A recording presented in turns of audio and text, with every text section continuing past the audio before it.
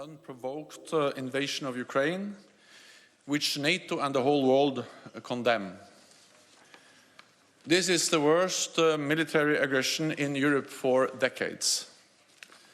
With the cities under siege, schools, hospitals, and residential buildings shelled, reckless actions around a nuclear power plant last night, and many civilians killed or wounded. The days to come are likely to be worse, with more death, more suffering, and more destruction.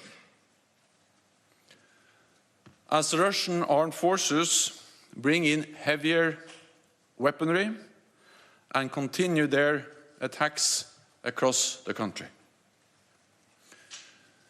At our meeting today, Ukrainian Foreign Minister Kuleba addressed his NATO counterparts, and allies expressed their solidarity and deep respect for the courage of the Ukrainian people and armed forces. We had warned for many months that President Putin was intent on invading Ukraine. That is why NATO allies made tireless efforts to find a diplomatic solution. At the same time, we made clear that Russia would pay a very high price for renewed aggression against Ukraine. Russia is paying that price now. This is President Putin's war, one he has chosen, planned, and is waging against a peaceful country.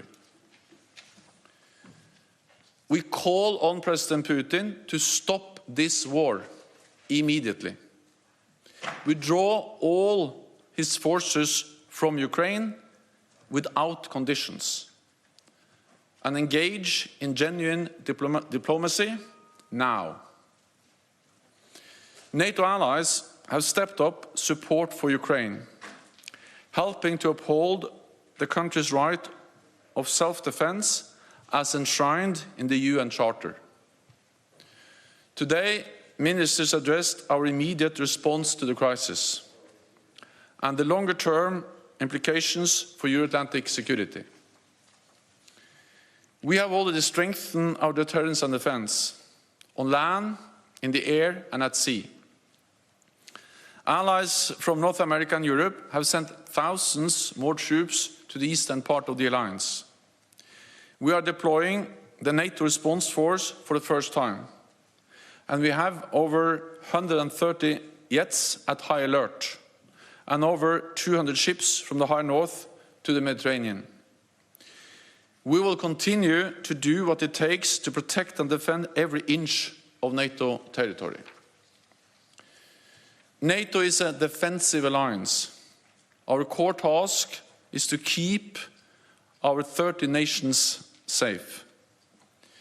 We are not part of this conflict, and we have a responsibility to ensure it does not escalate and spread beyond Ukraine, because that would be even more devastating and more dangerous, with even more human suffering.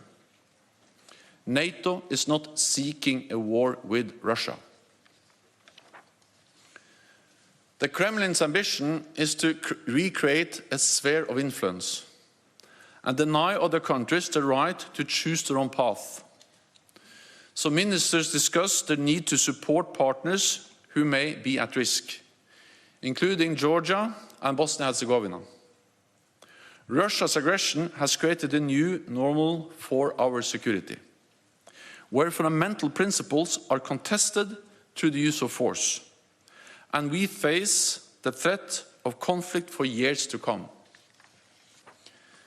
There is much at stake: how we organize relations between states, whether democracy or authoritarianism prevails, and ultimately what sort of world we want to live in.